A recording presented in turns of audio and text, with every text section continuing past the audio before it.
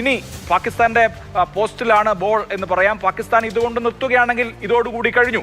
പക്ഷേ വീണ്ടും എസ്കലേഷൻ പാകിസ്ഥാന്റെ ഭാഗത്തുണ്ടായാൽ വീണ്ടും തിരിച്ചടി ഉണ്ടാവും. അത് ഇന്ത്യ സ്പെസിഫൈ ചെയ്യുകയും ചെയ്തിട്ടുണ്ടല്ലോ. എങ്ങനെയാണ് ഈ അറ്റാക്കിന് ശേഷമുള്ള കാര്യങ്ങൾ പുരോഗമിക്കുന്നത്?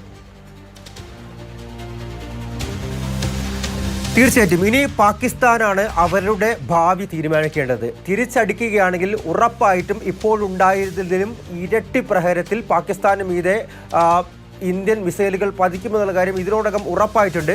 നിലവിലിപ്പോൾ പാകിസ്ഥാനിൽ ഇസ്ലാമാബാദിൽ ഒരു സുരക്ഷാ സമിതി യോഗം ചേരുന്നു എന്നുള്ള കാര്യമാണ് വ്യക്തമാകുന്നത്. അതിൽ അസിം മുനീർ ഉൾപ്പെടെയുള്ളവർ, അതായത് പാകിസ്ഥാന്റെ കരസേന മേധാവിയും അതുപോലെ പ്രധാനമന്ത്രി ഷഹബാസ് ഷെരീഫ് ഉൾപ്പെടെയുള്ളവർ ഇപ്പോൾ പങ്കെടുത്തുകൊണ്ടിരിക്കുകയാണ്.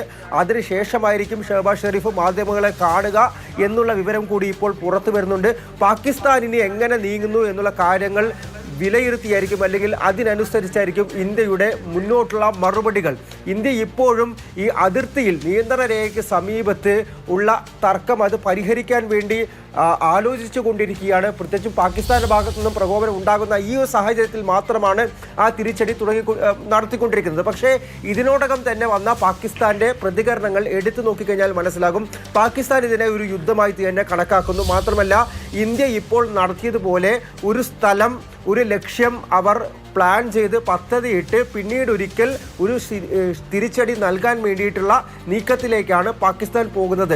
ഇതിനോടകം തന്നെ വന്ന അവരുടെ നേരത്തെ തന്നെ ചില റിപ്പോർട്ടുകൾ ഉണ്ടായിരുന്നു. അർജുനും അത് തന്നെയാണ് റിപ്പോർട്ട് ചെയ്യുന്ന പാകിസ്ഥാനെ നമ്മളെ തിരിച്ചടിക്കാനുള്ള ശ്രമം. പക്ഷേ അതിനുള്ള കരുത്തൊക്കെ ഉണ്ടോ എന്നതൊക്കെ ഇനി വ്യക്തമാകേണ്ട കാര്യമാണ്. നമ്മുടെ സംവിധാനങ്ങൾ അത്രത്തോളം സജ്ജവുമാണ്. പാകിസ്ഥാനിലെ ഭീകര കേന്ദ്രങ്ങളെല്ലാം നമ്മുടെ റഡാറിലാണ്. നമ്മൾ ഈ ആക്രമണം സ്ഥിരീകരിച്ചുകൊണ്ട് പുറത്തിറക്കിയ വാർത്താക്കുറിപ്പിൽ പ്രതിരോധ മന്ത്രാലയം വ്യക്തമാക്കുന്നുണ്ട്, വളരെ സുരക്ഷിതമായി സംരക്ഷിതമായി നമ്മൾ നടത്തിയ ആക്രമണമാണ്. അത് പരിമിതപ്പെടുത്തിയത് ഭീകര കേന്ദ്രങ്ങളെ ലക്ഷ്യമിട്ടാണ്. പാക് സൈനിക കേന്ദ്രങ്ങൾ ആക്രമിച്ചിട്ടില്ല, സാധാരണക്കാരെ ആക്രമിച്ചിട്ടില്ല എന്ന് പറഞ്ഞാൽ അടുത്ത സ്റ്റെപ്പിൽ വാർത്താ സമ്മേളനം വന്നപ്പോൾ അത് കൂടുതൽ വ്യക്തമായി.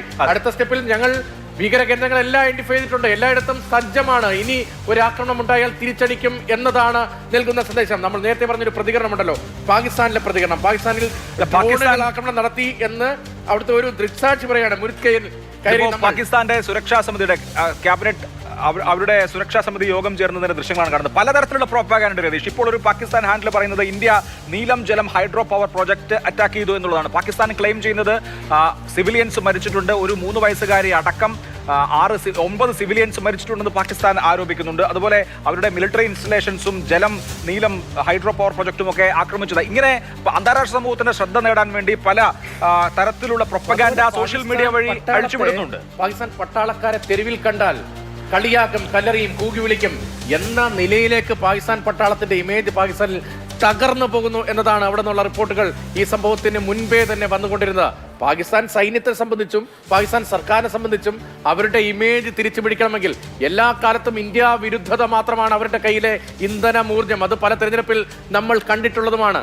സ്വാഭാവികമാണ് ഇത്തരം പടച്ചുവിടുന്ന വാർത്തകൾ, പ്രചാരണങ്ങൾ അന്താരാഷ്ട്ര സമൂഹത്തിന് മുന്നിൽ അവതരിപ്പിക്കാനുള്ള ശ്രമം പാകിസ്ഥാന്റെ ഭാഗത്ത് നിന്ന് ഉണ്ടാകും.